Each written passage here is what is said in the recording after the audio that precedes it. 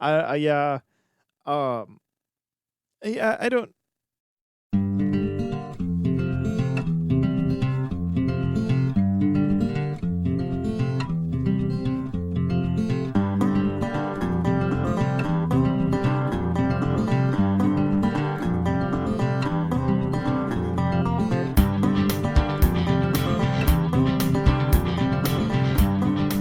Hello and welcome to the new episode of Dakota Boys Talk Movies. We are back again.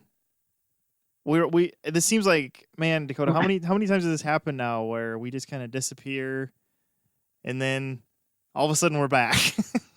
I want to say this is like maybe the third time.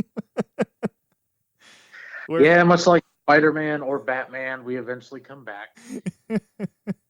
Although we're the same people, we don't get switched out. So yeah. we have that. Yeah. But we are back. Let's see. As of late, what can I say? Christmas happened. Uh Dakota, you've been healthy. I mean, other than I guess you have kind of a cold thing going on. I mean, I guess I had the Rona, as the kids call it. It wasn't fun. It wasn't the worst thing I've ever had, but it wasn't fun. Well, thankfully you got over it. But yeah, I got over it. Oh, I am so over it. Uh, yeah, but yeah, so we're gonna actually talk about a new movie too, which is kind of another big deal. And we saw it in a theater. Oh my gosh, that was so weird. When we were in the theater, I'm like, this is the first time I've been in a theater in like 10 months. And that just felt weird. Yeah, interestingly enough, the last time I saw a movie in the theater, it was also DC Comics related. So Was I it just Birds of sat there Prey? like, Was that? it was, it Oh was. man, wow. So it'd been a while for you. The last one I saw in theaters was Sonic the Hedgehog. So it had been a while. But yeah, those both wasn't was Birds of Prey a January movie? I think it was February. February. Oh, okay. Yeah, and then Sonic was a February movie too. Um yeah, cuz when I was going to this, I was like, yeah, the last time I'd been to a movie was February 21st. I even knew the day. But Yeah. it God, didn't it feels even like feel like home either because they remodeled the theater. But I guess they remodeled it for the better, so I guess it just was new home. Yeah, it was actually a pretty nice theater going experience. The theater was only at 25% capacity, but oh, those chairs were comfortable, man. I tell you. I was a little concerned about how close we had to sit, but then once he hit that recliner, it was like, well, I guess I could live with this. This feels pretty good. The worst is when you have to cock your neck funny, and since there's a recliner, didn't have to worry about that. So, those first world problems Yeah. where it's like, You know, I want to be entertained without having to turn my head. uh, yeah, it was. It felt like it was kind of in a way a new experience. It did. It kind of did feel like, like when you're a kid and you're like, "Oh, I'm going to go in here. What's it going to be like?" And yeah, it just all felt new, and there were like previews before, and the speakers were loud, and like, yeah, it was fun. It was fun to be back. I was a little giddy about it. But yeah, we're so Wonder Woman 1984 or WW84 or Wonder Woman 84. I'm not sure. What is the correct title? Is it Wonder Woman 1984? Oh, I think at this point all the marketing is Well, it WW84. seems to be what you see a lot. Yeah. Yeah, kind of like X2. It's not X-Men 2, it's X2. X2, X-Men United. Yeah, so this we pick up with well, actually it starts with a flashback to a little girl, Diana. And I heard that scene, the studio didn't want it, and that Patty Jenkins had to fight for it. And I'm glad she did, because it was honestly one of my favorite sequences of the movie. Oh, really? I Wow. I loved Okay. that. I loved that opening scene.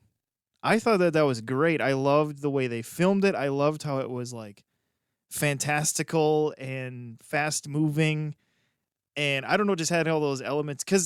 And I wonder if the reason Miss Jenkins did it was just so that we'd have a chance to go back to. I'm so bad. How do you pronounce the The island? mascara.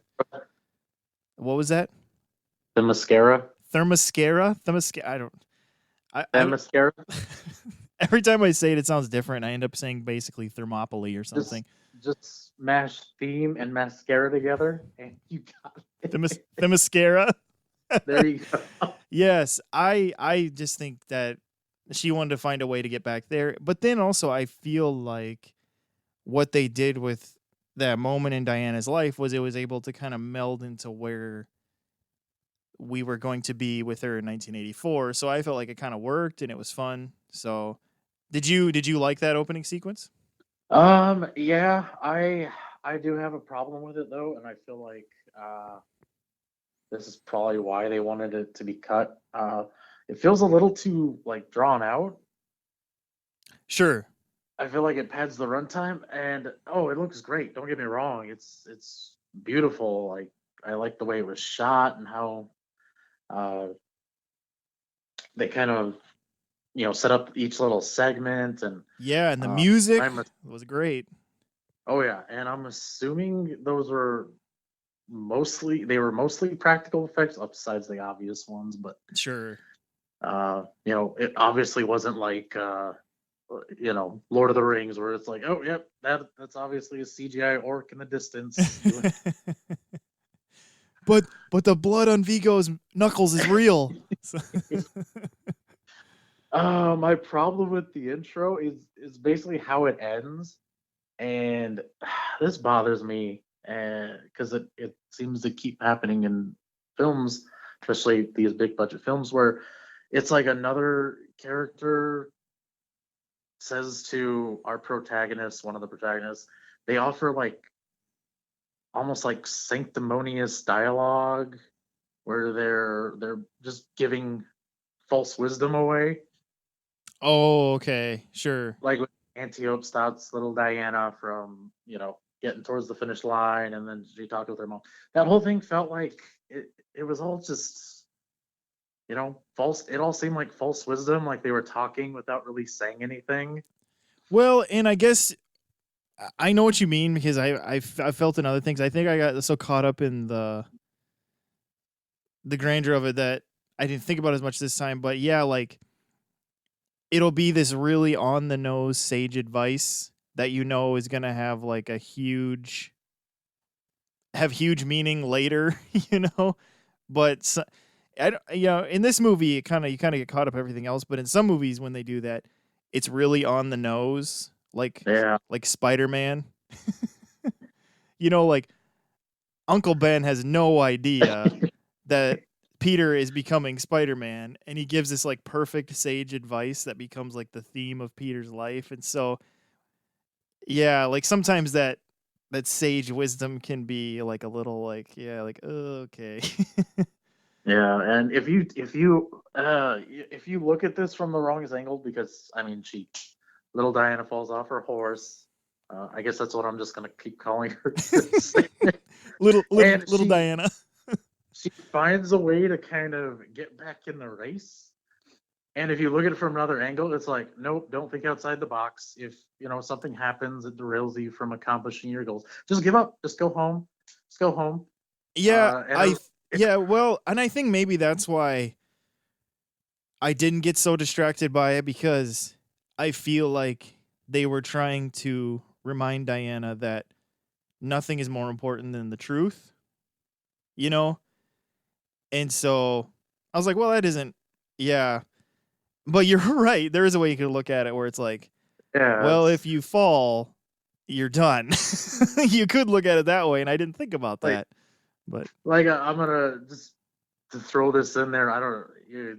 I might be just padding our own runtime here, but like when Jim Thorpe made it to the Olympics, yeah, I'm bringing up this event. He had his running shoes stolen before one of the events, and like if you take this example, Jim Thorpe should have just sat in the audience and watched these lesser Olympians well, he should have. live out his dreams. 'Cause, the No, truth is beautiful. but but he found those shoes in the garbage, put them on, and blew everyone away. He And it's did, like, but it's but kind he of, wasn't. He nothing about that story involved cheating though. And see, Diana was cheating. but she kind of in her own way got back to her own horse. I mean, That's true. That's true. She did get back to the horse, didn't she? yeah, Uh, she just, like, ride that. I don't even know what that was. That drain all the way to the finish line. And was yeah. she really going faster than those horses? Like horses could get pretty fast. I'm just like I don't see how sliding down that drain, which was looked like it was made of stone, she somehow was going faster.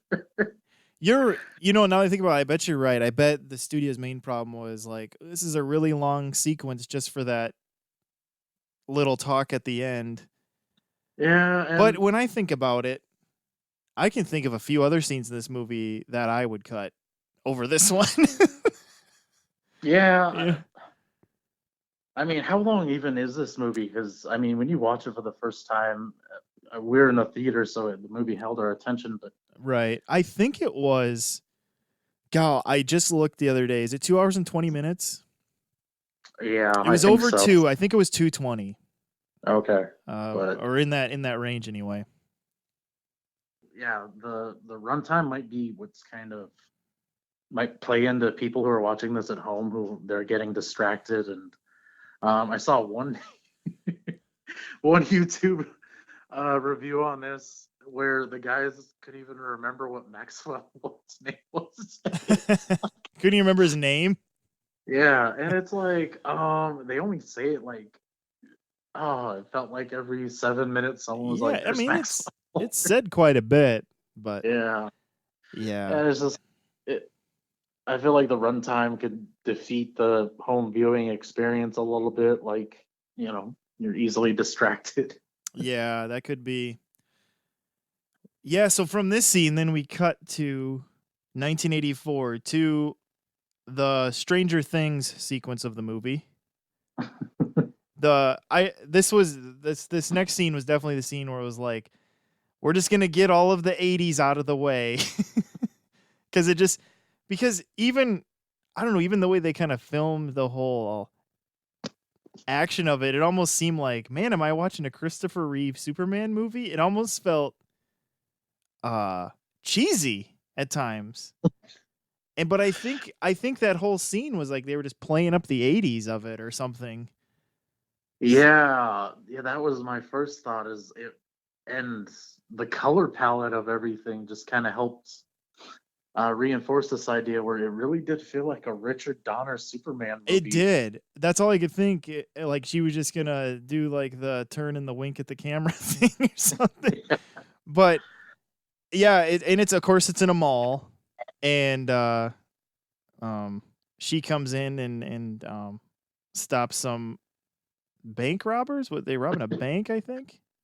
It was like Oh, a jewelry store.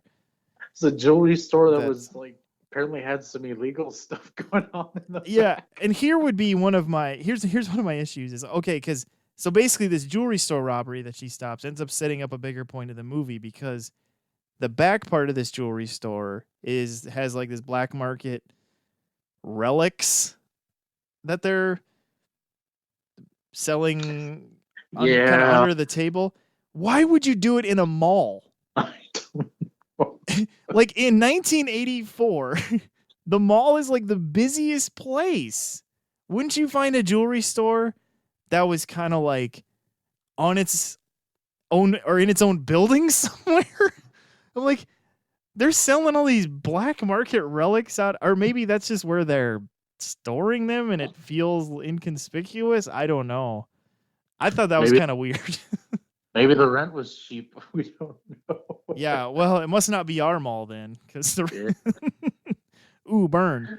Uh, yeah. So I just feel like, yeah, that whole scene, I'm just like, wow, we're getting the 80s out of the way, because really the rest of the movie, you're kind of reminded it's the 80s, but not nearly as much as this whole sequence. Yeah.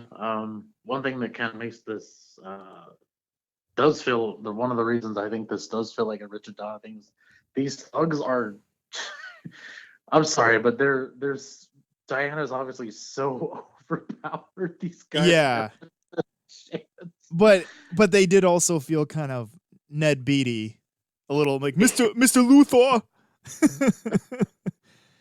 But you realize that these guys, they're not there to buy this relic on the black market. They're stealing one to get to this guy that wants it, which we're introduced to later is the Mandalorian. Excuse me, Maxwell Lord, played by Pedro Pascal, who's also the Mandalorian. He's great. I think he's awesome in this movie. Oh yeah, he is. He is chewing scenery, but in a very like good actor way. Not in a weird Dennis Quaid way, but like I don't know, he's just so good. He's believable as like a con artist trying to pass himself as a millionaire who also maybe if you were a certain type of person, you would feel reassured by his smile. He just I don't know, he just was like great. I thought he was I mean, I love Gal Gadot. I don't know if you say her name. I think that's right. We'll go with that. But he was great.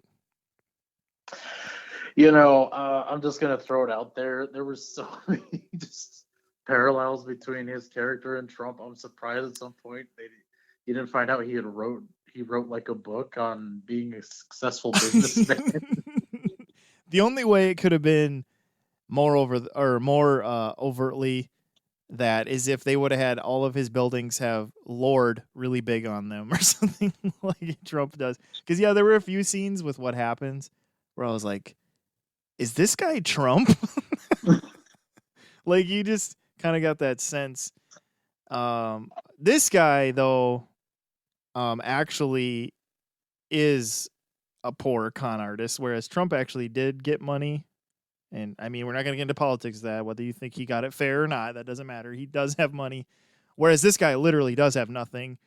He kind of fakes it out of people. He has like a fake oil business just to basically get money, it seems like, and act rich. That's the best I could gather. Is that kind of what was going on? Like, Yeah, I think well, I in his own mind, I think his schemes were going to pay off eventually. yeah, Um, I guess you could say he was just the ultimate bad businessman. Who yeah, was probably better at uh, conning people. yeah. Apparently, he had uh, basically by getting people to give him money, he was buying up these bad oil wells, and it's like, well, usually if you buy land like that, you have it tested first. If it's capable of producing oil, then you buy it, and yeah. Yeah, he was But like buying these ones that everybody else had passed on, and it's like, yeah, like what's his plan here? Well, then he does have this other plan in the movie. We come to find out with how he's going to make everything pay off. But we basically when we meet him, he's kind of at the end of his rope. He's, I mean, he's about to be completely exposed as the fraud that he is when we come to meet him. But man, yeah, I love his little tagline. His his point: life is good, but it could be better. Like that's the ultimate '80s tagline. oh yeah.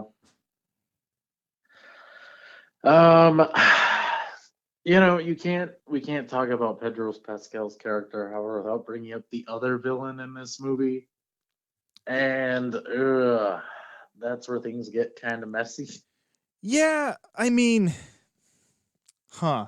It's hard to know how to talk about her because honestly, I thought she did fine with what she had to do. Um, I just Oh, didn't. no doubt the actress was pretty good. I Yeah, I mean, thought Kristen Wiig was fine. I just wasn't quite understanding why she was here. I mean, I guess they wanted to have Cheetah, obviously, but I was like, I don't, I don't know about this. yeah, I think what it boiled down to is, I mean, this is still just a comic book movie, and I feel like because Patty Jenkins wrote this script, I thought maybe she felt she had to have someone she could actually fight Yeah, and in maybe this that, movie. and that's kind of what I came to is as the movie went on. I was like, okay, is this because Diana has to punch somebody? Yeah, like you have to have the fight scene, you know?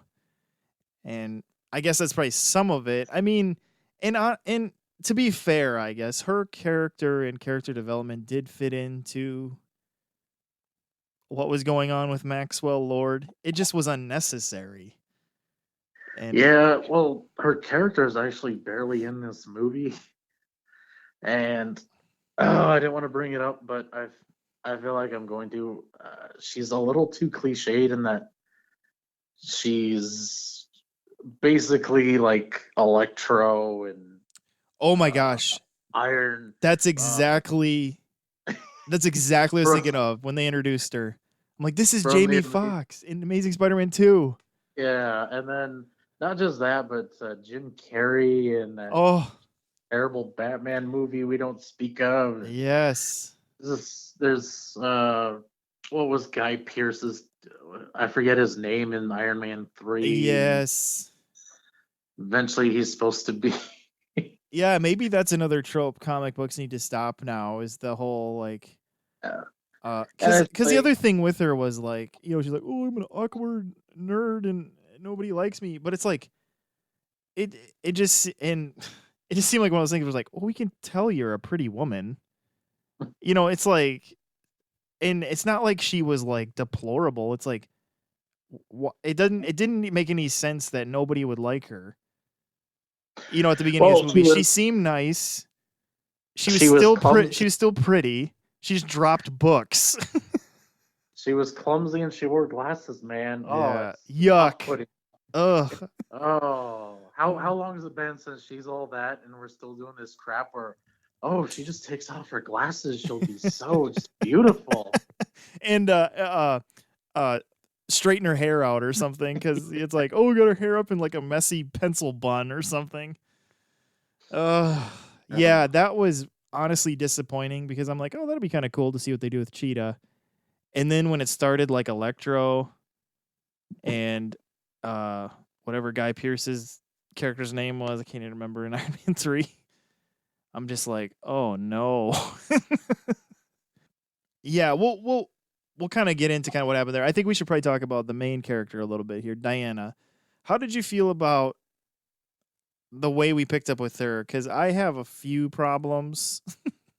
I mean, I liked her and I think she's great and she pulled it off again. She's just great. She embodies it well, the oh character. yeah, just, But I have a little problem with the fact that it's been like 70 years and she hasn't figured out a way to move on from Steve Trevor. This is supposed to be like she's like the penultimate, like, strong, like, independent woman. Like, Wonder Woman is like supposed to be like the apex of that. And it's like and I get, like, I mean, love lost is hard. But she's literally like hasn't moved on at all. It's like it was last year or something, and it's been 70 years. yeah, and the film does imply that she was still active. It shows her and that Etta Candy liberating a concentration camp and kind of Yeah, like a right. picture. So she was still out doing stuff, and it's just it's like she never met anyone that, like, caught her eye or she was intrigued in. Or, But even besides that, like, just the fact that I mean, she doesn't even I mean, to be the to take side of a liberated woman, she doesn't even need a man. She doesn't need a man. It just kind of it really kept taking me out the fact that she was so paralyzed in that. Where it's like I get that you like have a picture of him and you miss him. Like obviously you're gonna miss him. You went through a lot with him and you guys were in love. But she was just so I just thought that was weird. Um because I feel like you could have still did what they did with what they did without having her be so stuck on him, you know, with because we should probably get into this relic that Maxwell Lord wanted is basically this wishing rock that's basically the monkey paw story. Yeah, and how kind of Diana makes her wish and how Barbara make their how they both make their wishes. It's just a little ridiculous. One of the guys they work with like picks it up and he's like, "I wish for a coffee," and then they're both like, "Ha ha ha ha," ha," and he gets his coffee, but it's hot. It burns his tongue. Yeah. Yeah. Then that both inspires him to use it eventually, and it's like, what? I know that was kind of strange. It's Um just a little silly. Like if he had said, "Oh well, I wish I met the love of my life," and like someone that looked like Cindy Lop, I can't even think of her name, the chick from National Lampoon's Vacation walked in, and, like was looking for him, and they ran off together to go get oh, married. the Like, the wife in National Lampoons? no, the random passerby he meets in Oh, National Christine. Lampoon. Yeah, Christina Brinkley or whatever. Yeah. Or Christy Brinkley, whatever. Yeah, I don't know, but and this is kind of the thing cuz what happens is Diana basically wishes she could have Steve back. And I feel like that could have still been her wish without having all that 70 years of stilted, whatever. Um, but I don't know. And then the complication comes with uh Kristen Wiig's story wishes to be like Diana. She doesn't know that Diana's Wonder Woman. She just sees Diana as this confident, sexy woman, and she's like, "Man, I wish I could be like Diana." So of course what happens is the wishing stone gives her that, but then she finds out that she's really strong and, she becomes like Wonder Woman in a sense with those types of powers. Now, is that Cheetah's backstory in the comics? I'm not overly familiar with Cheetah. There's a few different ways she gets her powers. I think to this day, probably for me, still one of the best ones is the Alex Ross version, where she goes through this ritual and slaughters an actual cheetah, and then makes her costume out of that, which is kind of a throwback to the old uh, trying to think of Legion of Doom, where she's obviously just wearing a cheetah costume, Okay. and it looks great. I mean, obviously, that's the messy version of it, but Why did oh, she go through this ritual? She just wanted the power? oh yeah, she wanted the power of the cheetah, and uh, part of it is how they explain it too is pretty cool. Because she shows up at this hotel, and she has this cheetah on a leash, and everyone's like looking at like, "Ooh, who's that?"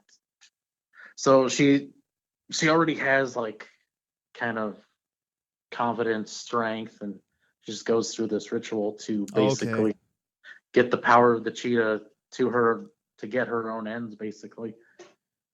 Huh. Yeah, Which I cuz thought which I thought would have been interesting, just have like kind of just show that there's multiple forms of magic in this universe. Obviously, Shazam exists in this same universe yeah, too. it's So, not like it would be crazy to have magic since all of the movie Shazam is magic. So, yeah. and interestingly enough, I forget the god's name that made this stone. He was supposed to have been, I think, either Incan or Aztec god. They say it in the movie, but yeah. Yeah, I So don't. Yeah, was it? Maybe it was. Was it Incan? Now I'm forgetting. I think it's the Incans that the rock the rock is supposed to be in the thing that wiped out their civilization. Okay. But yeah, she does find out there was a kind of not a god of yeah, we could go with a god of mischief, but like in a really dark way. that created this that created it, and yeah, he's yeah, but yeah, it is kind of. Uh, I don't know. It is kind of interesting because I do feel like the cheetah stuff just felt like I don't know. I just it didn't. You just kind of wanted to keep getting back to the Maxwell Lord stuff, you know. But but yeah. So anyway, because that was Diana's wish, that's how we get Steve Trevor back. Um, Bringing up another problematic element to this movie. He's back, but he's in the body of just a guy from that time period, just a modern guy. And Yeah, so which when he looks in the mirror, you know, you're seeing this other guy, but because Diana sees it as Steve and knows it's Steve, she sees Steve. But when he looks in the mirror, he sees the uh the guy whose body he's in. And I don't I don't know. I under because of what the plot of this movie is, I don't know. It was almost like I guess they had to have Steve come back because what else would Diana probably have wished for? Maybe they could have thought, but I almost felt like I wish Steve wasn't back. Does that sound bad? yeah, I get you. It's problematic. Um, because the stone just causes things to randomly appear, throughout the rest of this movie, like walls, nukes, whatever. Yeah. They should have just had him come back because the way they do it in the film, it's there's another side to her. With the stone, what it does is it gives you something and it also takes away something. Like it gives her Steve back, but it takes away her powers. But at the same time, there's another edge to the thing where it's like he's also another guy, and it's like, well, why couldn't that have been the big thing? Like, oh, it's, because basically with this, the way they do it in the film, there's two kind of negatives to this one thing she wished for. Yeah. It really doesn't make any sense. Yeah. It's kind of a double impact, I guess, but I don't yeah. So, I mean, again, it's like I don't know, the story keeps going and you're still it's not it's weird because I guess we're kind of picking on things, but I still for the most part enjoyed this movie. Yeah, it's Uh I mean, in it I I I enjoyed this movie a lot more than I enjoyed, Justice League or even Batman versus Superman. Um for sure just cuz those movies were like you were just like so weary of what was even going on and it was just always so bleak. At least this movie kind of was still fun, and had things were moving and happening and there was a villain that was interesting, which always helps a hero movie. Ironically, when there's an interesting villain. And so I mean all those things still help this movie. It's just that there were kind of all these little things that I feel like definitely were fighting for me to not like this movie. uh and that's where it's kind of tricky, which is kind of where it kind of lands in this like enjoyable but not as good as I was hoping it was going to be area, you know? yeah. I hate to be that guy, but for every pro for this movie, there's honestly a con to it in a way. That's a good way to put it because that is kind of really how it goes. Because every time you think of a positive, you can think of a negative that goes right with that positive. Yeah, like Chris Pine comes back and he's great. I really liked him in this That and, movie. and that's the thing, I did kind of poo poo that he did come back, and I wish he didn't. But Chris Pine himself in was great. He was good. Yeah. Yeah, and it's just, but there's that aspect to it where it's like, oh, it's not really him. He's in someone else's body. It's just like the first thing they do is they just run back to his place and jump into bed. Yeah. Which Oh, which that's definitely problematic because then you're like, well, I mean, that's another guy. yeah, it's, and what I don't get is, okay, so Patty Jenkins and Jeff Johns wrote this. Yeah, which I was They're the shocked. Yes, Like I and knew there's I knew Patty Jenkins was involved, but I was shocked when it was just her and just him, and that was it. Like I was like, just Jeff Johns and Patty Jenkins. well, here's the thing. I wonder if that's why, because Jeff Johns is always in the media talking about stuff he's doing, and it's like, was he kind of not all that proud of the work he did on this, and that's why he was like hush hush about it?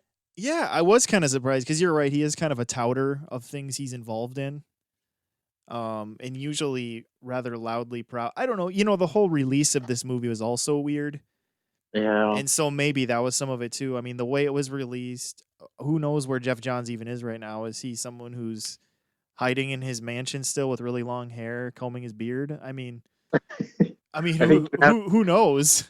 you have him confused with Alan Moore there, Steven. No, that's a cave. Just uh, kidding. I don't think he combs his beard. well, yeah. Well, I mean, I don't know because if he lives in California, which I'm assuming he does, I don't know. Those Californians may just have to hide in their houses without haircuts for I don't know till the world ends. Who knows? Yeah. But it's just, I wonder, okay, was it just the fact that maybe Patty Jenkins and him had maybe too many ideas? Like Jeff Johns is such a comic book guy, and Patty Jenkins, you can't really base this movie off her work because it's like, okay, she did Monster, which she wrote the script for. Right. I don't think she really had anything to do with the script on the first Wonder Woman. I was trying to remember that too. Probably should have, prepared better. But I don't feel like she would. I mean, she might have had some say when they brought her on as director, like Yeah, ways she kind of wanted it to look and stuff. But yeah, it's just and don't get me wrong, there's so many like really cool moments in this, but like I said, it's you got to take the pros with the cons.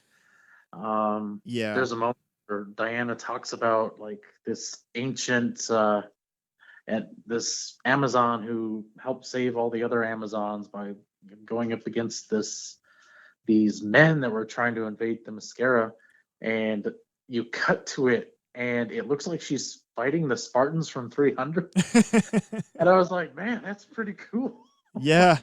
Where she's just like getting just drowned in Spartans and she's just beating them off. Yeah, and it's moments like that are like, man, that was really cool. And then, Well, of that's what course, I'm you find telling out, you. Like that whole opening sequence kind of got me excited that this is going to be the lady directing Rogue Squadron, where it's like, oh man, that was kind of a fun. And there's a few other scenes in this movie that I thought had really exciting action to them that yeah, gives me hope for Rogue Squadron. Besides the fact that I know she's really excited to do it, kind of in memory of her dad, who was a fighter pilot, and oh, so when I put there's those things together, I'm like, well, I'm excited. I'm still excited for what Patty Jenkins has ahead of her. So yeah, it's just like I said, it's just was it just her and Jeff Johns kind of combining together? They just the because the every the time oh sorry, you get a mix together, it's not chocolate and peanut butter. Sometimes it's like toenails and crab cheese. and Yeah. it's Uh. like crab and blue cheese. I don't know. I can't think of that more disgusting off the top of my head, but Yeah.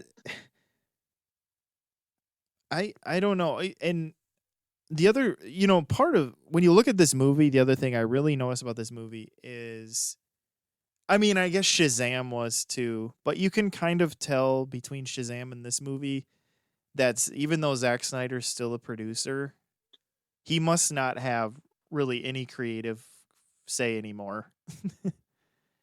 Because yeah. because you can always tell the movies that Zack Snyder's either directed or has a heavy hand in. And this didn't feel like a heavy hand Zack Snyder movie. Just in the way it was shot and the way it looked and even just choices that were made. Yeah, I feel like in a way though, maybe he kind of should have.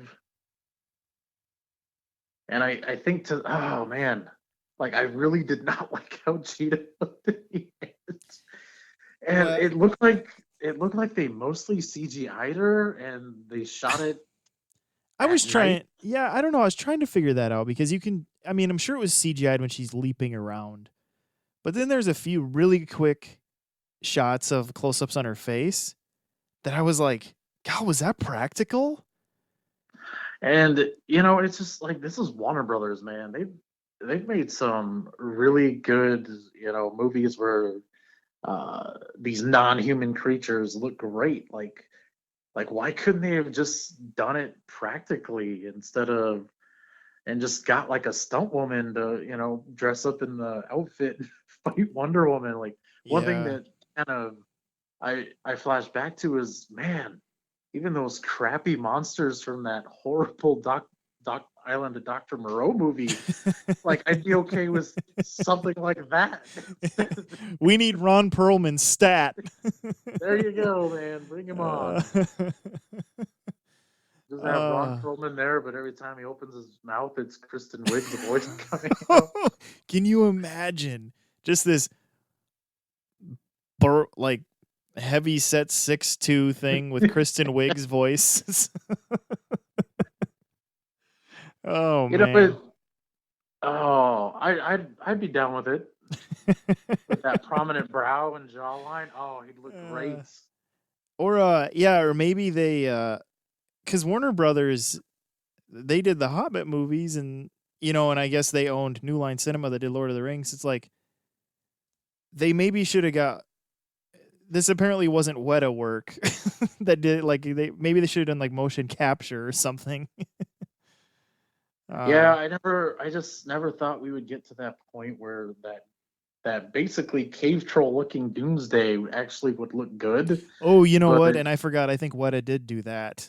oh, they did, they did. I forgot about that, but I think I that was a haven't. rush job. Yeah.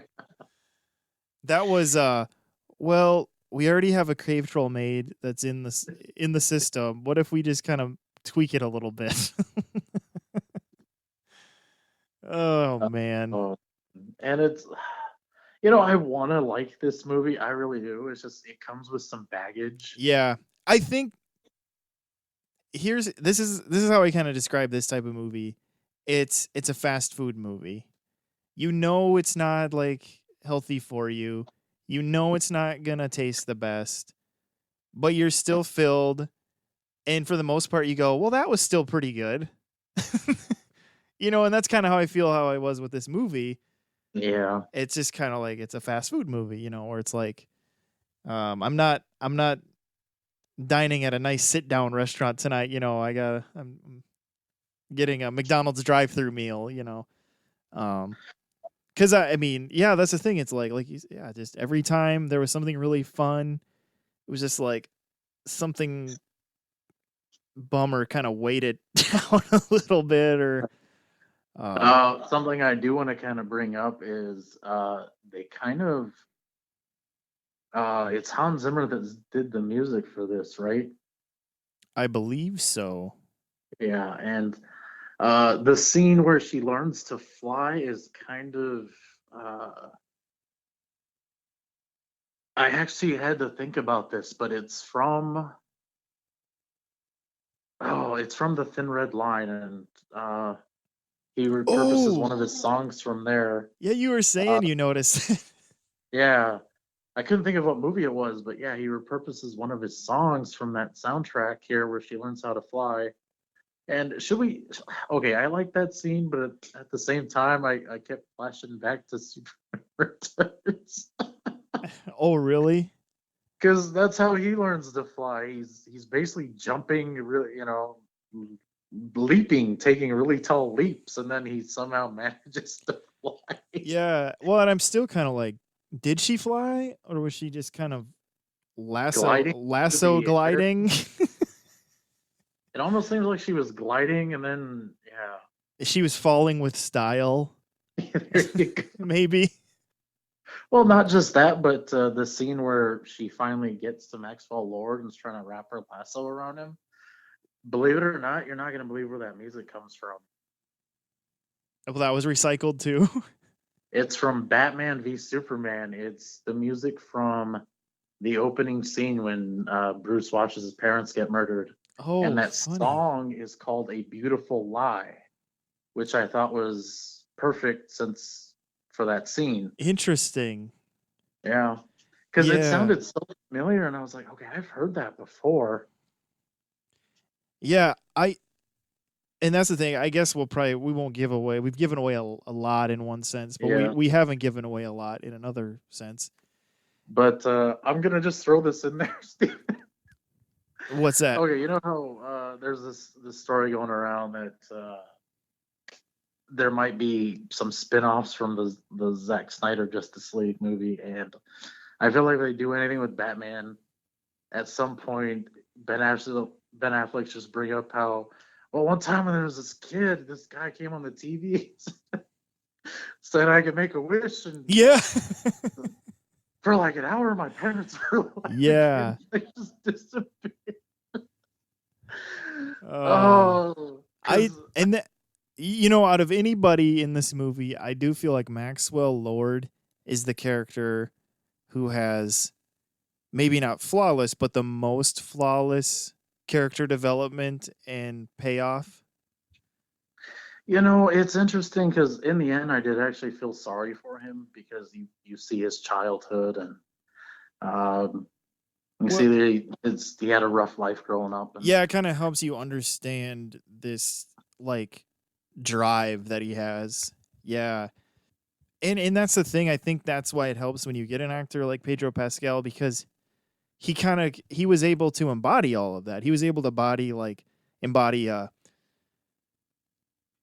kind of despicable, kind of a jerk, maybe a little bit of a chauvinist, kind of makes you feel icky, but at the same time he still seems like he could be lovable and like I said, if you were a certain type of person, he could still seem like you could find maybe a certain like reassurance by being with him. And so it was just like I thought all that worked. I mean, it's funny because him and Oscar Isaac are apparently like BFFs, and they're both guys who are just a lot of times better than the movies they're in.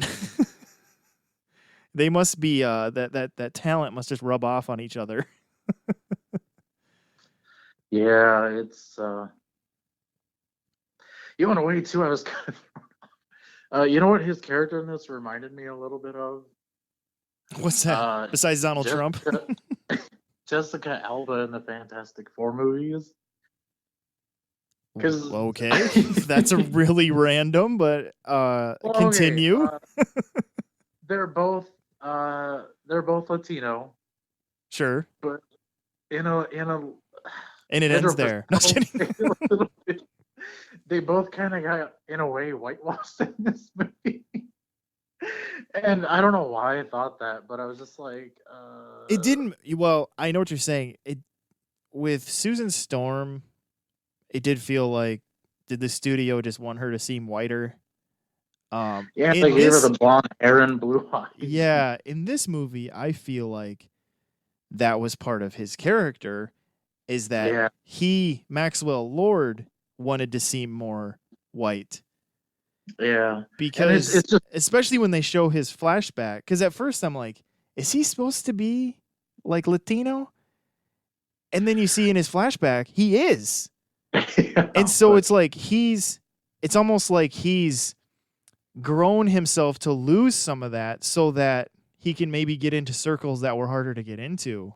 yeah, but no, that just random thought popped in my head because we're already making connections to all these other superhero movies.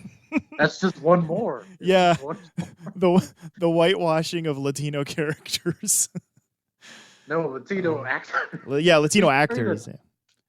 we need to create a diagram to see Yeah, what you know, all this movie is branching off into. well, and then you have Hugh Jackman, who's Australian and had to play a Canadian, and so that doesn't seem fair either. He got Canadian washed. Yeah. He got Um. maple washed.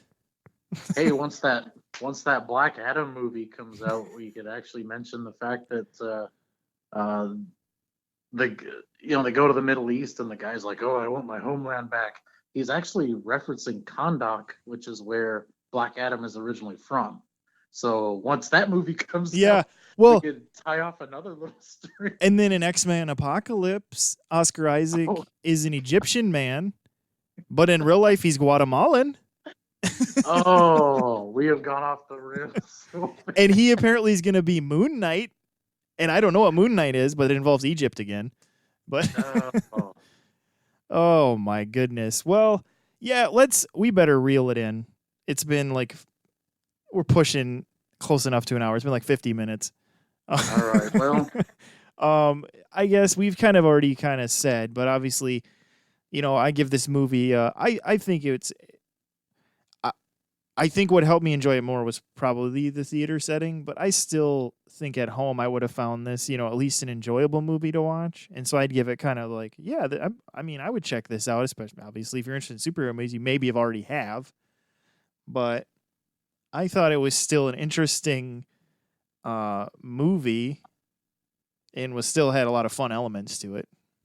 oh yeah, it was enjoyable. Like I said, pros and cons. However, and I still think at the end of the day, the pros kind of outweigh the cons. I mean, uh, who Yeah, can't like Gal Gadot? And just there's a fight sequence in this. I'm not gonna say anything about it, but it's very reminiscent of another superhero movie, which I'm not gonna bring up. yeah, But I thought it was really cool, and I was just like, man, it's taking me back to when I was the boy. yeah. And that's the thing is she once again is just magnetic as Wonder Woman. Like she wasn't the first one. Like the whole movie is like the first movie's good, but she's what makes it better. And she just plays the role well. She's it's great casting. How should we rate this? Like stars, thumbs up? Well, I was hoping we already did because I have no idea. Oh, well, I'll give it a thumbs up. Yeah, I mean, I give it a thumbs up too, just because it doesn't deserve a thumbs down. So, Yeah. um, but yeah, like we said, like I think Dakota probably put it the best. Like it's just one of those movies where unfortunately almost every pro has a con, and so maybe the movie itself is a monkey's paw. Maybe that was the whole trick. Oh wow. All right then. we we wished for a better Wonder Woman movie, and maybe we got one, but there was just we couldn't not see the cons. Oh, we've been monkey pod. Oh my goodness. Right. We wanted another Wonder Woman movie, and we got one. And that being said, they've apparently greenlit a third one. So Oh, this one must have been has done all right so far. Yeah, you know what bothers me about that though? What's that? So Patty Jenkins has Rogue Squadron come out. It's supposed to come out in 2022, Yes. and then so when will we see Wonder Woman 3 in 2024, 2025 if we're lucky? Yeah, it's a good question. Like, I'm guessing Patty Jenkins will do it again. Yeah. Yeah. Does that mean 20? I guess. Well, I guess if you just figure 3 years, maybe it'll come out in 2024. I mean, we could hope. Yeah, so maybe that's what they'll shoot for. I don't know. Yeah. I mean, Gal Gadot is one of those people that seems like she's just gonna age pretty gracefully. So I think we'll be okay if it is 3 more years. It's not like she's like gonna age out of the role or something or anything. So yeah, Yeah, it's we'll just just have to see what they end up doing with that. So yeah, I think it does sound like from the way because somebody had interviewed her recently, and it sounds like that the third one honestly might be the last one she does, like a solo one. oh sure. So that's a little disappointing. I mean, with some of these characters, You're you go talking to about like the next one might be Gal's last one. yeah, Sure. Yeah. solo one, but apparently she's. I'm I mean, sure when you do it, yeah, it's probably one of those things where she has contractual commitments where she might have to show up in another movie or two. well, I think it's a lot harder to carry a solo movie because everything's on you. So you gotta bring the A gamers. If you show up in a Shazam movie, it's like you can you can Yeah. sleep in. And, And that is what's interesting about her too is just that, a lot of these movies, especially the first one, she really did have to do a lot of the heavy lifting. And I mean, at that point, she was like the girl that you saw in the Fast and Furious movies, a couple of the Fast and Furious movies. And she really proved herself very quickly to just be a screen presence, because some actors, who you do like in supporting roles, they just are terrible when they get a starring role. But she was not one of them. Yeah, I'm hoping she's like Charlize Theron, where she, because Charlize Theron, I think, could kind of carry stuff on her own, and she's great physically. She can handle roles like being in Mad Max. What's the one that was on Netflix? The Old Guard. Oh yeah, that one that she did for Netflix a few months back. Yeah, The Old Guard. she's kind of getting up there, but she's Yeah, I aging. suppose. What is she? Probably upper 40s. I don't know. She's gotta be. But at this point, she's kind of the female Keanu Reeves. Yeah, kind of. Which is ironic because they've been in a movie together. So a terrible movie together. Yeah, that's all right. We won't talk about that one. But I think with that, we will wrap up this one. So thanks for listening. Yeah, we're excited to do more of these in the future. Try some new things and bring some more to you and be in person again.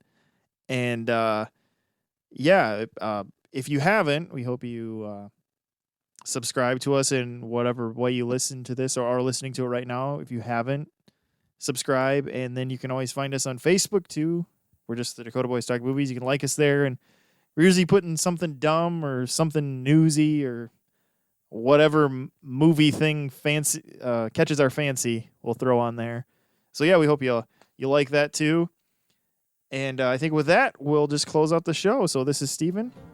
This is Dakota. We'll see you next time.